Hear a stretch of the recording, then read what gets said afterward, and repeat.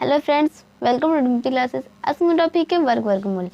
आज से हम अपने वर्ग और वर्गमूल के चैप्टर को शुरू कर रहे हैं, यानी स्क्वायर एंड स्क्वायर रूट। तो इस वीडियो को स्टार्ट करते हैं। पहले हम ये समझेंगे कि वर्ग और वर्गमूल होता है क्या। तो पहले समझते हैं कि वर्ग क्या होता है। देखिए, वर्ग का मतलब होता है किसी भी संख्या का घात। तो किसी संख्या का हमसे पूछ रहे हैं कि वर्ग क्या होगा।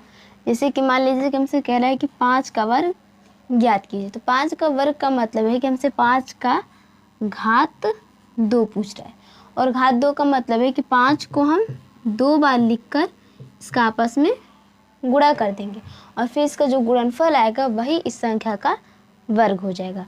तो 5 पचे 25, तो 5 का वर्ग क्या होगा? 25 होगा। उसी तरह से मान लीजिए कि हमसे 8 दिया, हमको कह रहा है कि 8 का हमें वर्ग बताना है। तो वर्ग का मतलब है कि 8 का घात 2, और घात 2 का मतलब है कि हम 8 गुणे 8 2 बार करेंगे। ध्यान रखिए कि इसमें 2 से गुणा नहीं करना है, इस संख्या को 2 बार लिखकर इसका गुणा करना है, ठीक है। और फिर 8 8 64, तो 8 का वर्ग कितना हो जाएगा? 64 हो जाएगा। तो वर्ग यानी जो संख्या हम दिया है, जिस संख्या का वर्ग पूछ रहा है, उस संख्या का गुणा उसी संख्या से करने पर जो गुणनफल आता है वह उस संख्या का वर्ग हो जाएगा। अब समझते हैं कि वर्गमूल क्या होता है।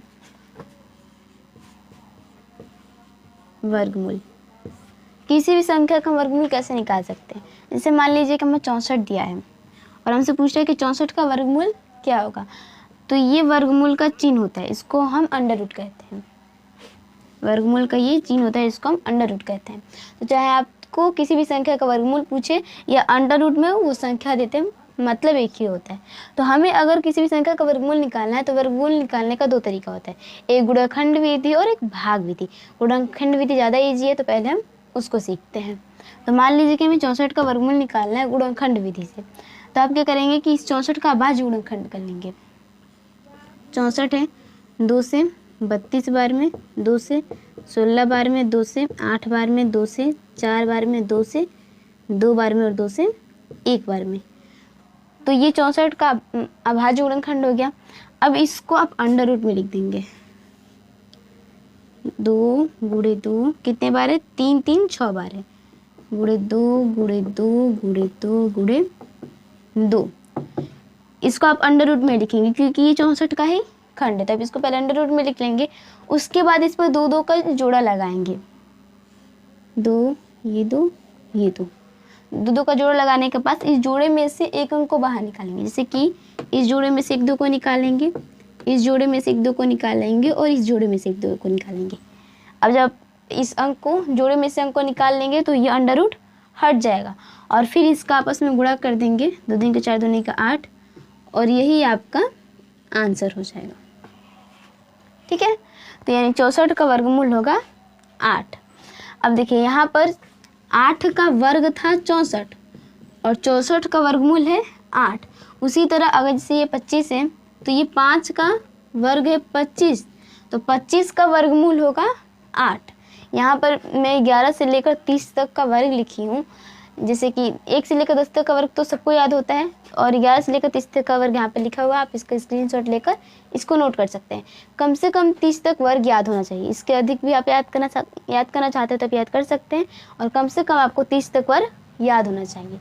तो देखिए, मैं आपको समझा रही थी कि जैसे कि 8 का वर्ग 64 है तो 64 का वर्गमूल 8 होगा। 5 का वर्ग 25 है तो 25 का वर्गमूल 5 होगा। उसी तरह 11 का वर्ग अगर 121 है तो 121 का वर्गमूल 11 होगा। तो मुझे यकीन है, उम्मीद है कि मैं जो समझाना चाहती हूँ आपको समझ में आ गया होगा। अब चलिए अपने क्वेश्चंस की तरफ बढ़ते हैं।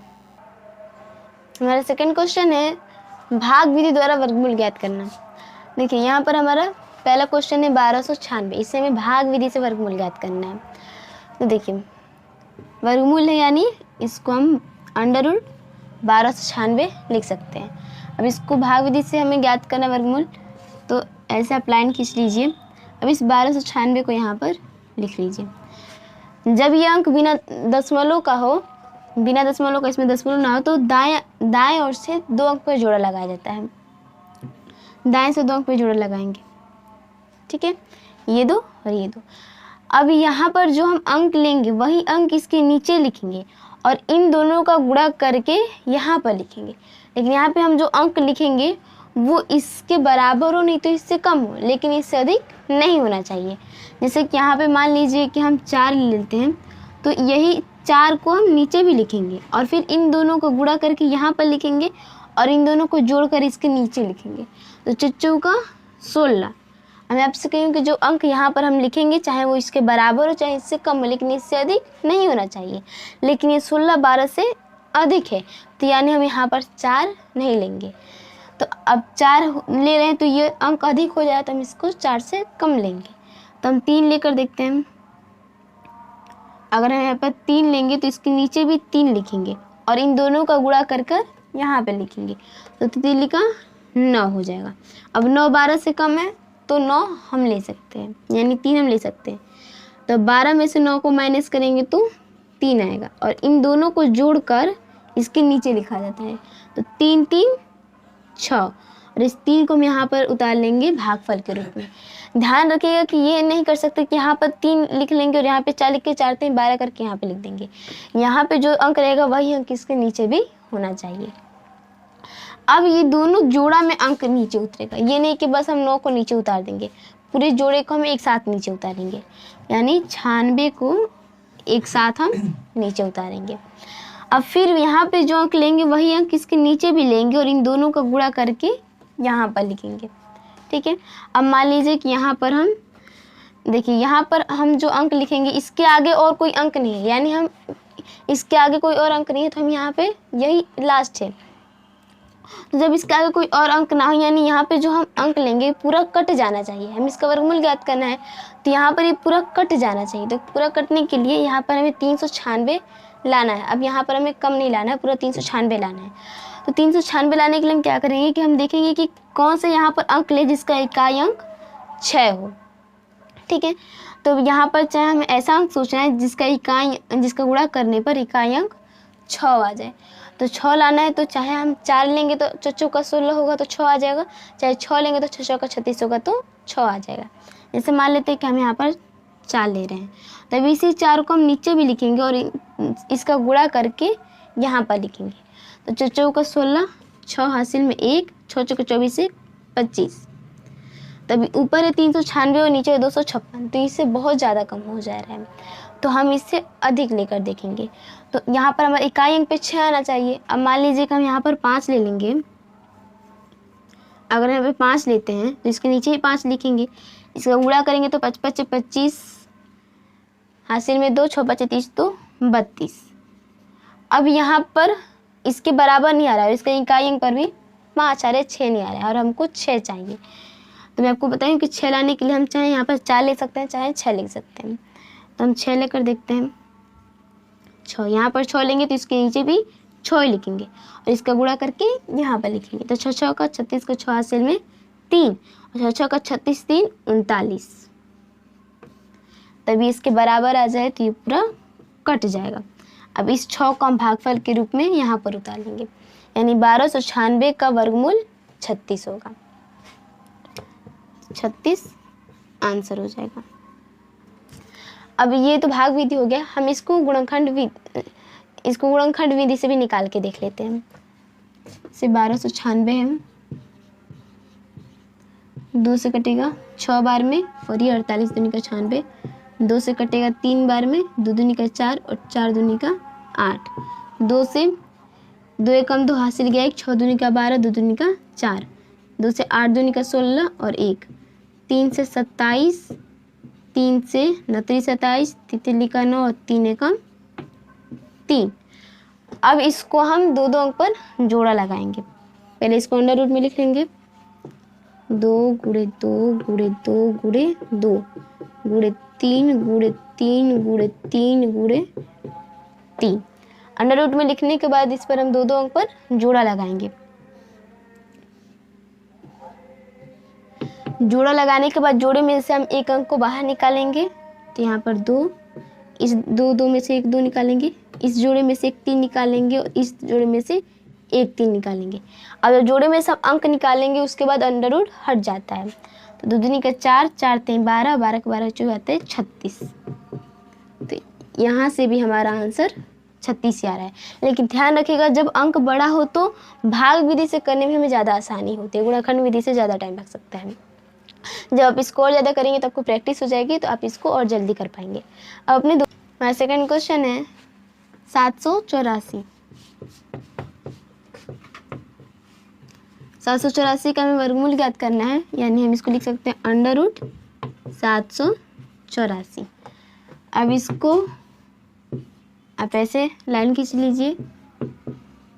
आपको बताएं कि जब दशमलव ना हो तो हम दाएं अंक से दो अंक पर जोड़ा लगाते हैं, तो यहाँ पर ये 2 अंक पर जोड़ा लग जाएगा और ये अकेले अंक बच गया तो इसको हम अकेले ही जोड़ा लगाएंगे, ठीक है। लेकिन ध्यान दीजिए कि हम दाएं अंक से जोड़ा लगाते हैं। अब हम यहाँ पे जो अंक लिखेंगे वही अंक इसके नीचे भी लिखेंगे और इन दोनों का गुणा करके यहाँ पर लिखेंगे। यहाँ पे जो अंक आएगा वो इसके बराबर हो सकता है, इससे कम हो सकता है, लेकिन इससे अधिक नहीं होना चाहिए।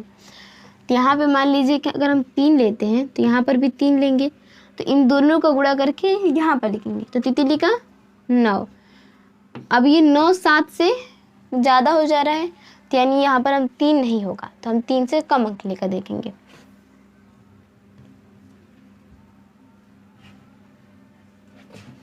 यहाँ पर अगर हम 2 लेते हैं तो इसके नीचे भी 2 ही लिखेंगे और इन दोनों का गुणा करके यहाँ पे लिखेंगे, तो 2 दूनी का 4। अब 4 7 से कम है तो 2 हम मान सकते हैं। अब इस 7 में से 4 को माइनस करेंगे तो 3 आएगा और इन दोनों का जोड़कर हम इसके नीचे लिखेंगे, तो 2 2 4 और इस 2 को हम यहाँ पर लिख लेंगे भागफल के रूप में। यही हमारा आंसर होता जाएगा। अब इस पूरे जोड़े को हम एक साथ नीचे उतारेंगे, 84। अब यहाँ पर जो अंक लेंगे वही अंक इसके नीचे भी लेंगे और इन दोनों को गुणा करके यहाँ पे लिखेंगे। अब चूंकि इसके आगे और अंक नहीं है और हमें इसका वर्गमूल ज्ञात करना है, तो ये इतना ही हमारा यहाँ पर अंक आना चाहिए, पूरा कट जाना चाहिए। तो इसके लिए हम देखेंगे कि ऐसा कौन सा अंक लें हम यहाँ पर जिसका गुणा उसी के साथ करने पर यहाँ पर इकाई के अंक पर 4 आए।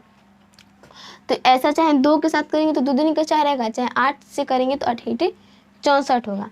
तो हम 2 लेके देखते हैं। अगर हम यहाँ पे 2 लिखेंगे तो इसके नीचे भी 2 लिखेंगे और इसका गुणा करके हमें यहाँ पे लिखना है, तो 2 दूनी का 4 और 4 दूनी का 8।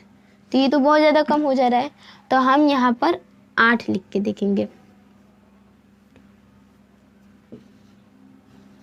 8 यहाँ पर 8 लिखेंगे तो इसके नीचे भी 8 ही लिखेंगे। 8 8 64 हासिल में 6, 8 चौका 32, 6 38। अब ये बराबर आ गया तो ये कट जाएगा। अब इस 8 को हम यहाँ पर भागफल के रूप में लिख लेंगे, यानी इसका आंसर 28 हो जाएगा। हम 2 और 8 को ही क्यों देखें, क्योंकि इसी का गुणा आपस में करने पर इकाई के अंक पर 4 आएगा। जब इसके आगे और कोई अंक ना हो तो हमको यहाँ पे पूरा काटना है, इतना ही अंक हमको यहाँ पे लाना है। तो उसके लिए हम ये देखेंगे कि इकाई के अंक पर इसे किस संख्या से हम यहाँ पे गुणा करेंगे कि इकाई के अंक पर इसका इकाई वाला अंक आ जाए, ठीक है। अब अपने तीसरे वाले क्वेश्चन को देखते हैं।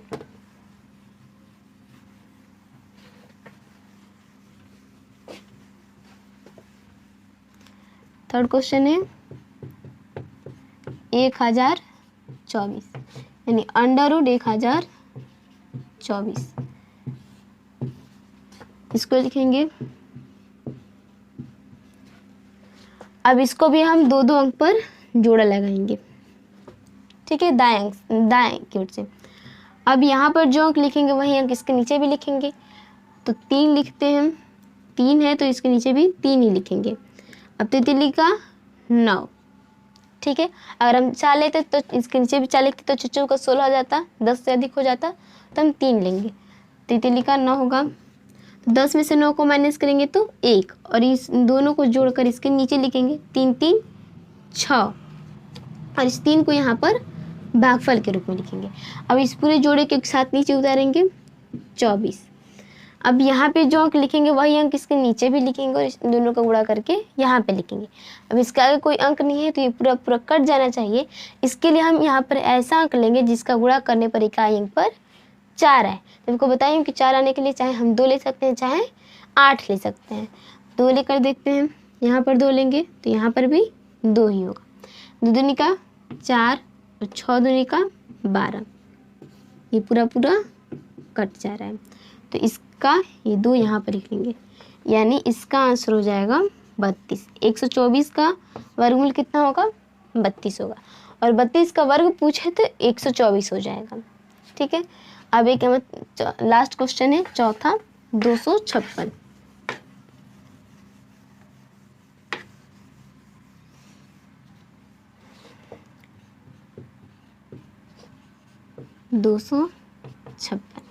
यानी अंडर रूट 256।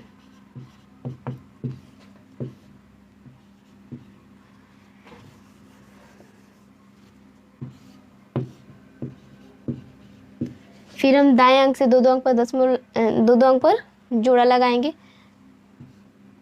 और ये सिंगल बच गया एक अकेले, तो इसको अकेले ही रहने देंगे।